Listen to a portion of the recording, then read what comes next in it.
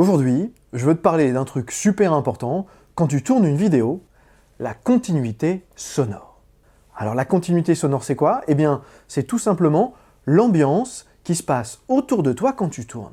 Alors ça peut être l'ambiance d'une rue, d'un restaurant, d'un entrepôt, bref, là où tu as décidé de tourner.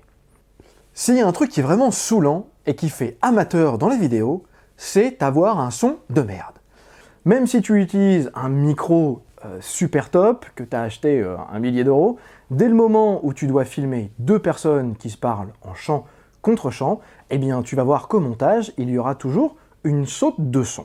Car quand tu filmes deux personnes en chant contre chant, tu filmes d'abord la personne A, puis la personne B. Entre ces deux moments, eh bien l'ambiance sonore peut changer. Mais même si elle ne change pas réellement, c'est-à-dire que si dans ton ambiance globale, eh bien, le son reste plus ou moins toujours le même, eh bien, à chaque fois que tu passeras de la personne A à la personne B, eh bien, on entendra une coupure au son.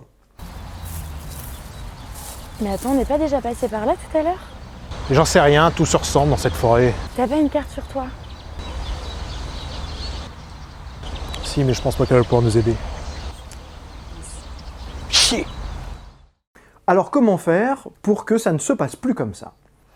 Il faut, bien évidemment, au maximum maîtriser l'endroit où tu tournes pour éviter d'avoir des bruits parasites comme des travaux, une voiture qui passe ou encore un avion.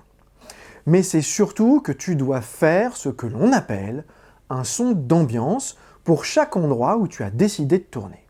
Comment? Eh bien c'est simple. D'abord, tu commences par filmer tes comédiens comme tu l'as décidé selon ton découpage technique. Et là, il faut que tu fasses en sorte de n'entendre que tes comédiens. C'est-à-dire que tout ce qui est équipe technique, par exemple, ou figuration, il faut éviter qu'ils bougent ou alors qu'ils fassent du bruit, et encore plus, de faire des bruits parasites. Une fois que tu as terminé de tourner ta scène avec tes comédiens, c'est là qu'il faut que tu fasses ton son d'ambiance.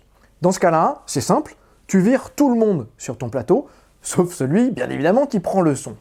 Et le plus simple, c'est de te mettre à l'endroit même où étaient tes comédiens et de lancer l'enregistrement. Et là, tu enregistres le silence. Ou en tout cas, tu enregistres l'ambiance pendant au moins 2 bonnes minutes.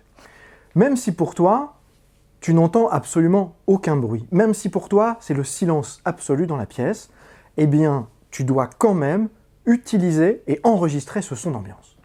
Ce qui te permettra, une fois que tu auras ce son, au montage, de coller cette ambiance directement dans ton chant contre chant, ce qui aura effet, tout simplement de gommer la rupture de son à chaque changement de plan, car tu auras une ambiance uniforme dans tous tes plans. Mais attends, on n'est pas déjà passé par là tout à l'heure?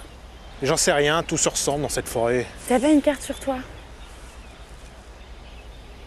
Si, mais je pense pas qu'elle va pouvoir nous aider. Mince. Chier! Et de cette manière, tu n'auras plus de vidéos dégueulasses au son.